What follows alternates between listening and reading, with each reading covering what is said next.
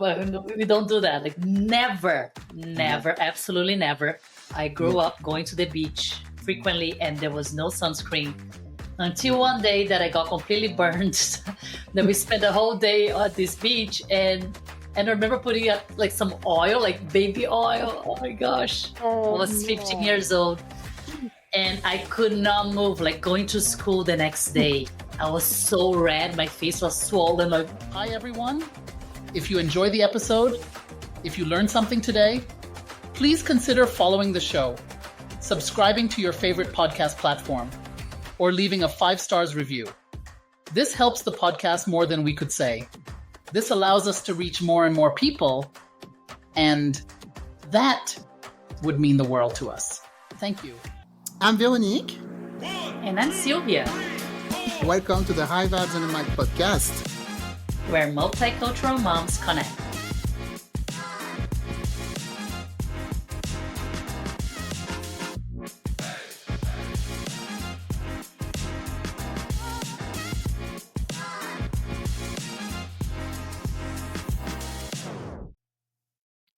Hi everyone, welcome back to the show. This is Véronique and Silvia on High Vibes and a Mic. How are you today? Hello, doing good. Thank you. Hi everyone. So today we're going to talk about things that we learn kind of late in life. Let us know, if it happened to you too. There's some stuff that you should know, maybe in your 20s, maybe in your 30s, but for some of us, we learned it in our 40s or 50s, who knows? So I think I have more stuff than Silvia, so she's going to comment on my stuff. I'm going to start with silly stuff and then maybe more deep, things. Something very silly and very funny that I discovered, I think, on Facebook or YouTube, like a video or something like that. How to get rid of the little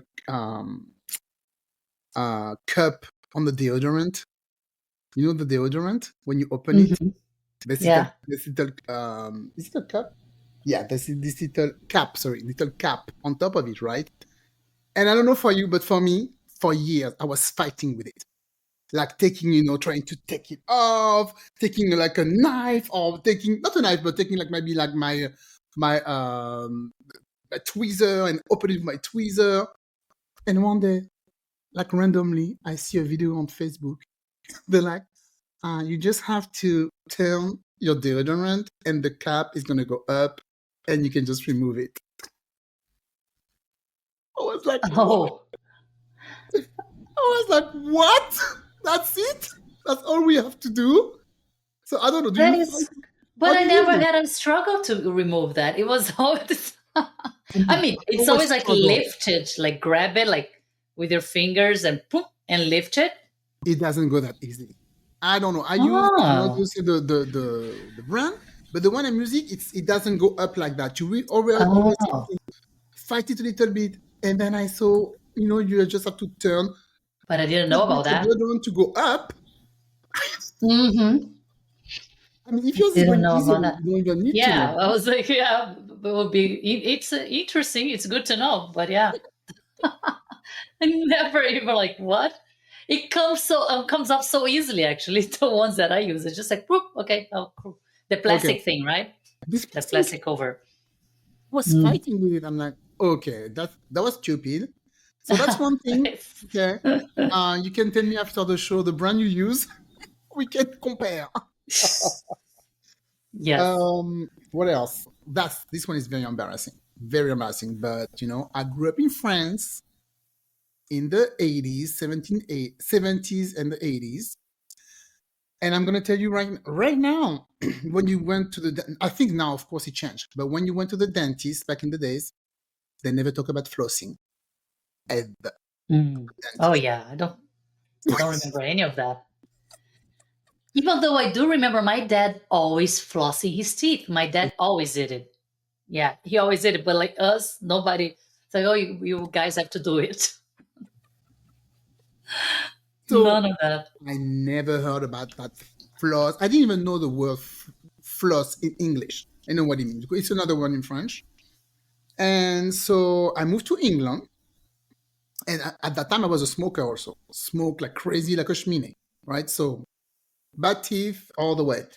So I go for after one. I'm like, oh, I need to do a cleaning. So I go to, to do a cleaning there, and the dentist is looking at my smoker teeth. He's like, do you ever floss? And my English is not also perfect at that time. So I'm like, do I ever floss? Do I ever floss? What does he mean? Do I ever floss? I'm like, what do you mean? It's like floss. Do you floss after or before you brush your teeth? And I thought, I don't even know what you mean. I don't know what that is. And so he shows me the floss. He's like, do you use this? I'm like, what is it? He's thinking you came from a tribe somewhere. Like, He must have said, oh my God, those French people. By the way, that's funny because people make fun of English people for bad teeth, right?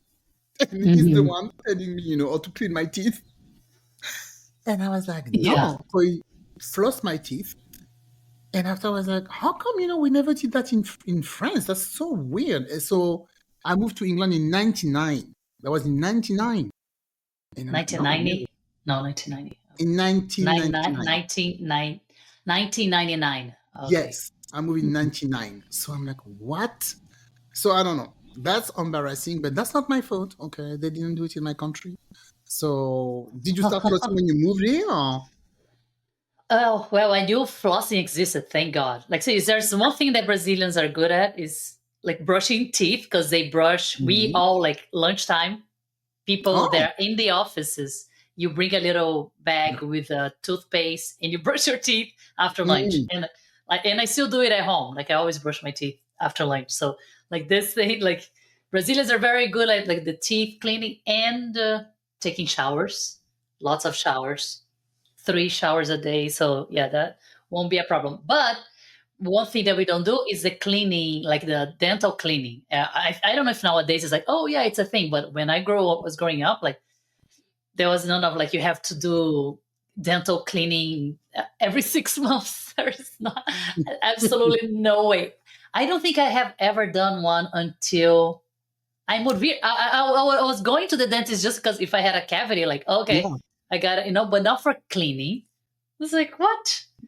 And so when I moved here, of course, I go the first time, like, then the dentist just, what the heck? Have you ever done cleaning? Again, probably thought I came from the jungle somewhere in Brazil. Like, have you ever done cleaning in your life? Like, said, nope, never. It's like, yeah, you need to floss, you need to clean, like you need to do that every 6 months, you need to do this, you need to do that. Like, he really gave me a hard time. And I'm like, okay, I was in my 20s, so I said, who cares? Then I was going back to not doing anything again. Of course. Until, that's like actually embarrassingly late, like until past 30 something that I thought like, okay, I should do this more frequently, the dental cleaning thing, than just like sporadically or whenever, Yeah, now it's like every 6 months. And actually, this last time I went, I was like, oh gosh, please tell me it was okay. And the dentist, by the way, he didn't use, that machine, that little thing too that they use that makes a weird sound, annoying sound. That I hate it. I hate it. Yeah. And this new dentist, because I switched dentist, this new one, I'm like, oh, can you give me some cotton balls? I want to put cotton balls in my ear. I don't want to hear this thing. I hate that sound. The same that they use, I think, for cavities. I can't stand that sound. Very like thin, like high pitch. So she's like, oh, okay, fine. But when she gave it to me, and when she started cleaning, she just used the manual tool, the little hook thing. And I was like, oh, thank you. That's so much better. It doesn't make that sound. It hurts less, I think.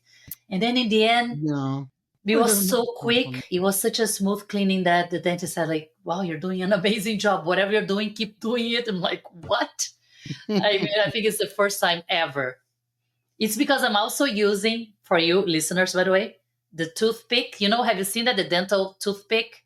They use the floss.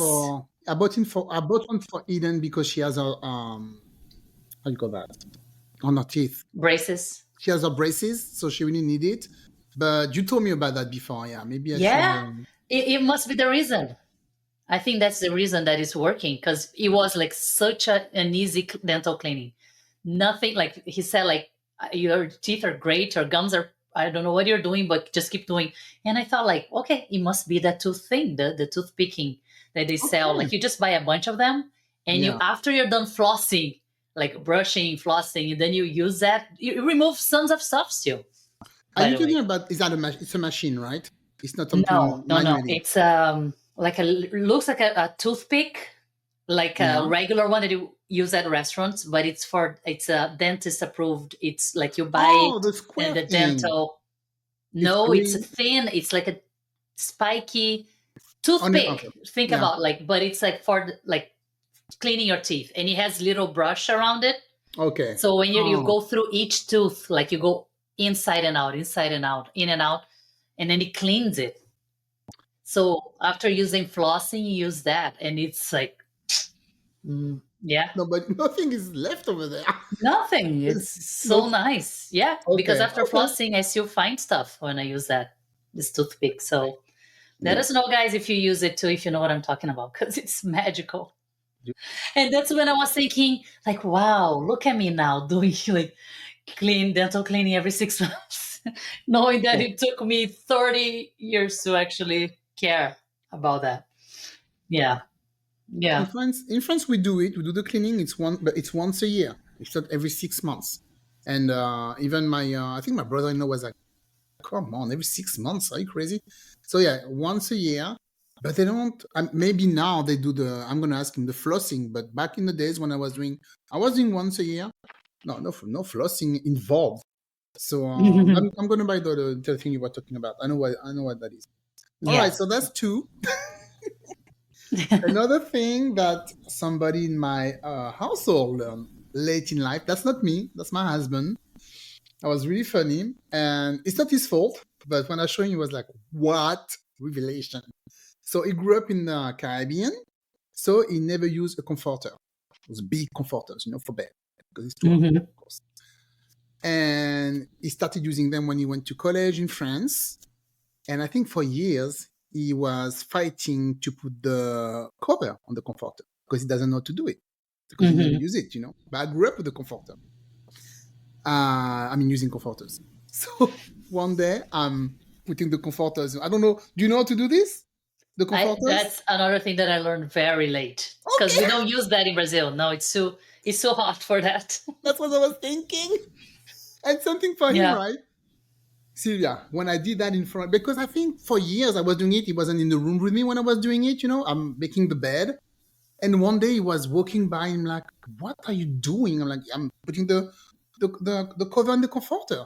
So for people who don't know or still fighting with this, you turn the cover over inside out. You put your two arms in the two, how do you say that? The two And ends of the comforters. You grab the two ends of the comforters and then you wrap it with it. You turn it over again. It's like, how will you describe this? I don't know how to describe it, but when you do it, it takes 2 seconds. It's very easy.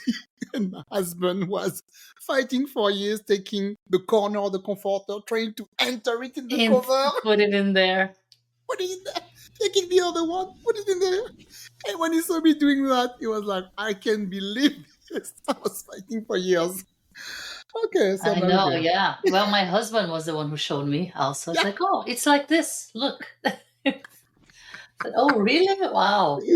Yeah, there is absolutely no way in Brazil. It's only in the Yeah. winter and maybe, and it's not Yeah. gonna be there. Nobody buys that kind of stuff. It's too big, Too so too hot. it's too Yeah, thick. Yeah. I don't even think they sell it over there. I don't even think I've even seen anybody with a comforter in the Caribbean. That would be stupid. Unless you crack, the AC very down, but Yeah. even with that, Yeah, you're freezing. Yeah. something I really also I don't think it's your case because I think in Brazil you drive a lot, but personally, growing up in Paris, then moving to London, I was only driving occasionally when I was going on vacation to the Caribbean. I was always public transportation, always living in a city. And I had to really learn, driving all the time, every day when I moved here. And I moved here when I was in my early 30s.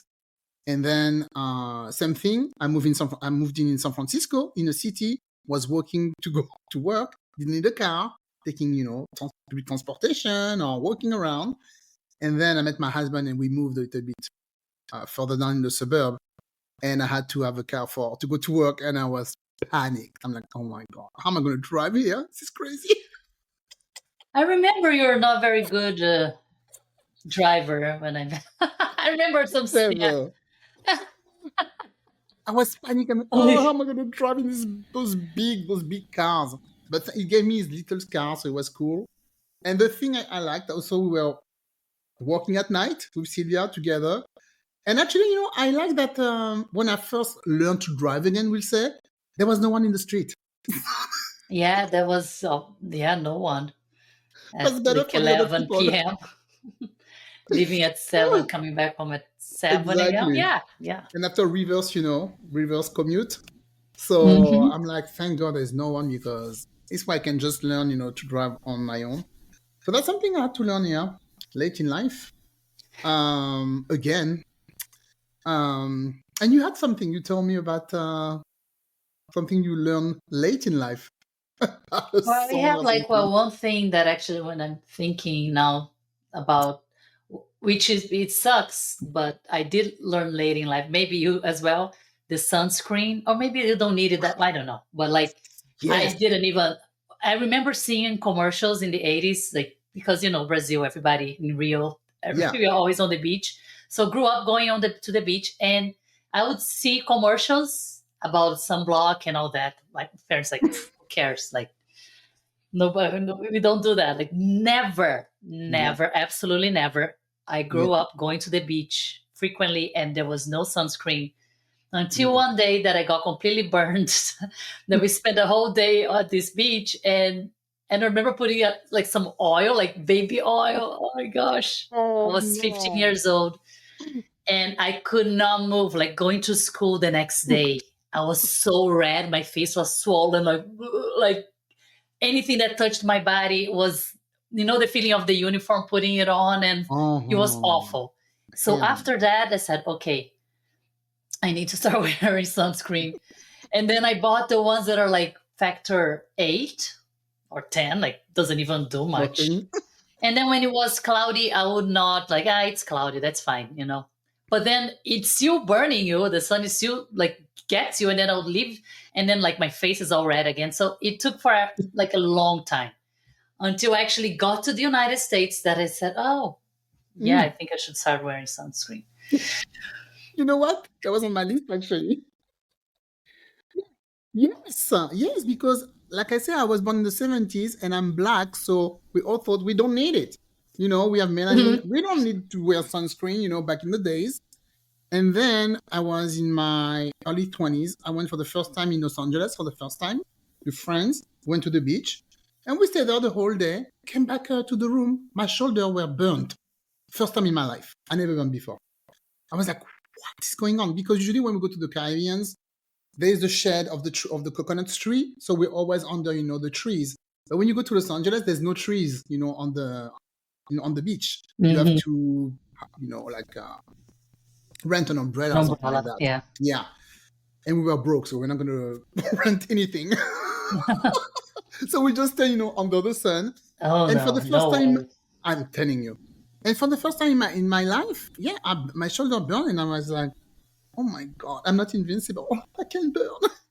I realized I could burn. I'm like, what? But still, didn't use anything. And I think I start very late. I start using sunscreen maybe 15 years ago. I swear, very late, because I started going to, I was using those Groupons. We talked about that before, using those Groupons to get facials. And then I stayed with that esthetician. I really liked her, so I was going to see her, every month. And she was the one telling me, you need to wear sunscreen. And I also started to have some damage under my eyes because of the reflection on my glasses, sunglasses, I think. So I had sun damage, and she's like, you have to wear sunscreen. So same thing, like you. Yeah. Very late.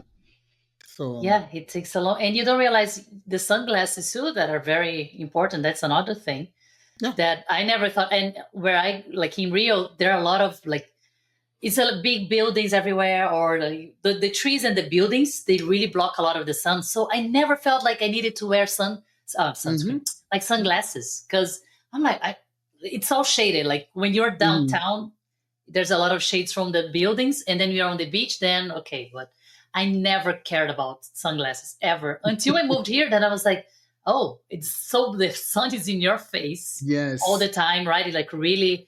But I didn't think about wearing them to protect my eyes, and apparently it's a thing too, that you can really damage your vision if you don't wear sunscreen. So, sunscreen, sunglasses. Sunglasses. Put sunscreen in your eye inside your.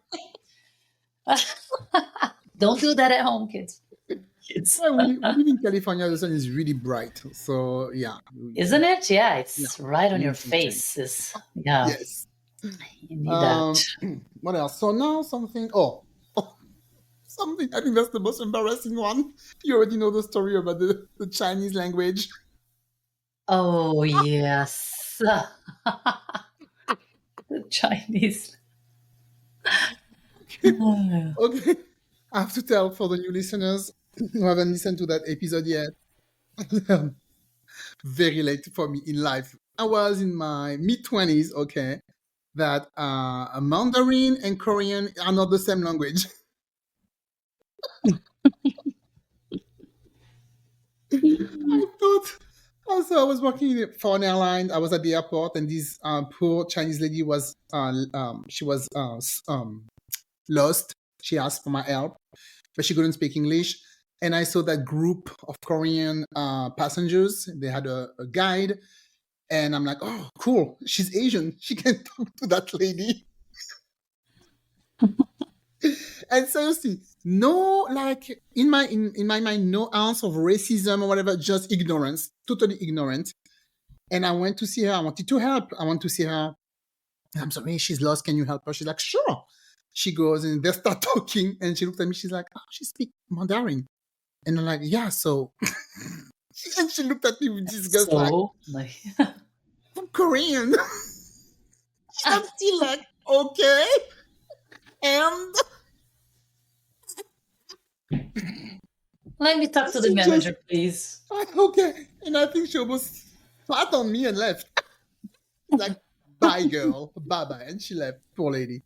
So, yeah. So I think that was the most embarrassing thing I learned late in life. So that's definitely a big one. You don't all speak the same language. Hello, crazy people. What else? Oh, something Silvia and I'm sure we learned late in life. Maybe not learn, but maybe accept late in life that, because we talk about that all the time, how to let go. Because when you're young, you don't accept that you can let it go, right? You're like, no, this is going to be my way. I want it that way. I know I can change, the situation if I fight further. But sometimes, you just have to let things go because that's the way it's just supposed to be. It's not going to go your way, so you cannot have everything your way. So I learned surrender. I learned with reading, talking to other people, and listening to a lot of podcasts that you have to let it go. And also, something I learned not very late in life, but maybe in my late 30s, when I had all those downfalls with my friends, that to accept that you cannot change somebody. People are the way they are. Oh yeah, no. And you cannot change them, because I always thought, no, if you change yourself, you can't change anyone. No, exactly. It's like it's yourself, right? But when you're young, you think, oh no, if I do that, it's going to help him or her, and they can change. They can be better. The crazy girl, the crazy friend, the one who cried at my wedding. I swear I did so many things to help her to change, because her behavior was crazy. That's why she had all those stuff happening to her. And when I think about it now, I would have been better just let it go, let her go her way. Yeah. And I'm sure now she's doing much better. I'm sure she's doing much better now. Hopefully. Yeah, it's important to let go and know that nothing is forever, and friendships don't need to last forever either. You're going to change, and people are going to be part of your past. There is absolutely nothing. This psychologist, psychiatrist, I love her, that I've been listening to on the podcast. She's always saying that Like, how odd is that people think they can be friends with someone forever? Like, I and know. she's 78. Oh, It doesn't happen.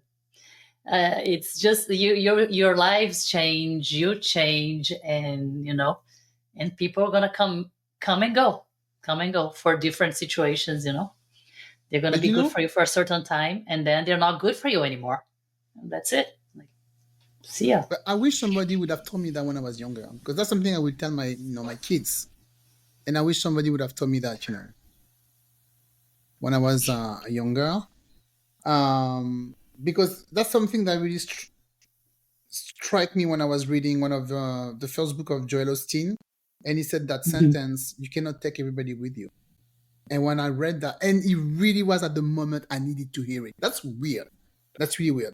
And that came at the right time, because at that time I was not fighting. I was starting getting separated to be with my best friend, and I read that sentence in that book: "You cannot take everybody with you." I was like, okay, yeah, exactly. I cannot keep him. That's it. We're done. So they were not even living in the same country anymore. So yeah. Yeah. Um, hmm. Yeah. Well, I do have a funny one to end.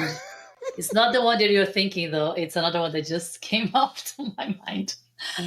Oh, okay. So in Portuguese, when you like the English words, because everything in Portuguese, since it ends with words ends with a vowel, we always emphasize the vowel. So if it's like the ending, and even if it's just a consonant, we are gonna make it like a stress at that consonant, the last sound, like Okay. red.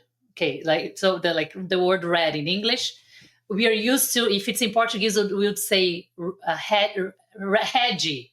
Like the D would be like G, like D, like it would be a strong sound, not D, like that, right? So like Red Bull, we would say Reggie Bull, Reggie Bull, something like, or Reggie Bull, something like that. Yeah. So Snoop Dogg, okay? Snoop Dogg, that's how you pronounce it, right? Yeah. And in Brazil, guess how they pronounce it? Snoop Dodge.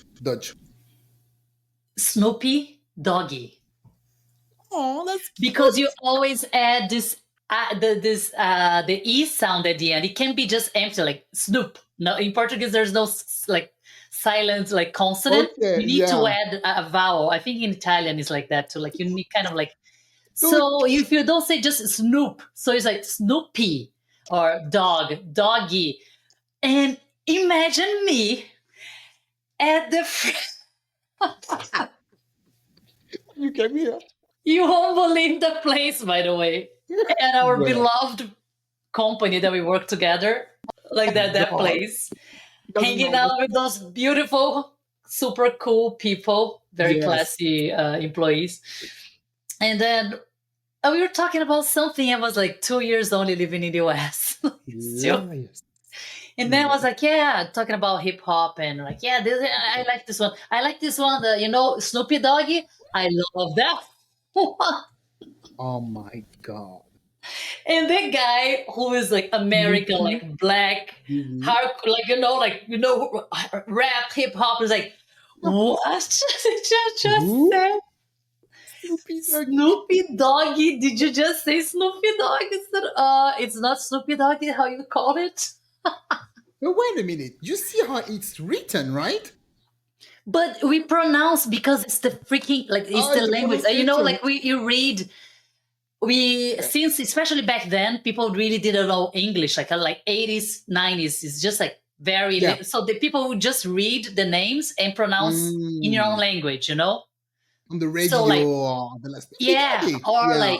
like Red Bull. Like the commercials would say Hedgy Bull, Hedgy Bull. Okay. You make it like sound Portuguese. You don't say like Red Bull. No, Yes. people would not say.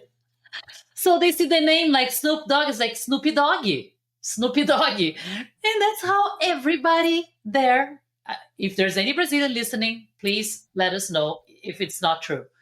Everybody would just say, maybe nowadays because you see it more on Instagram or Facebook, but like back then, early 2000s, Snoopy Doggy, baby. And then I said that, and this guy was laughing so hard. It's Snoop Dogg. And then I learned. I was, 28, 29. I learned how to pronounce the name. And I Thank God, still think about it. Snoop Dogg when it's like, thank God you came here. This way you could learn, you know. yeah. You would still say, you know, Snoopy Doggy right now. If I wasn't here, I would still say Snoopy Doggy. That's a good Yeah. one. This one I would have never guessed. That's a good one. All right. There we Should we go. just end with this because this is so funny? I don't want to add anything else. Yeah, we end with this. This is the Let's cherry make on it the quick. cake. Yeah, cherry on the cake. I wasn't expecting that one. All right, great. So, yeah, guys. So, if you want to share some funny stuff you learned late in life, embarrassing or not, let us know. We have a Facebook page, and we also have Instagram and YouTube also where you can watch our videos. So, don't hesitate to contact us, and we leave all the links on the show notes. Thank you for listening. All right. Thank you, guys. Take care. Bye bye. Thank you for tuning in to High Vibes and a Mic. Until next time, laugh hard, stay silly, and never forget to bring your sense of humor. Please follow us on Instagram, Facebook, and YouTube.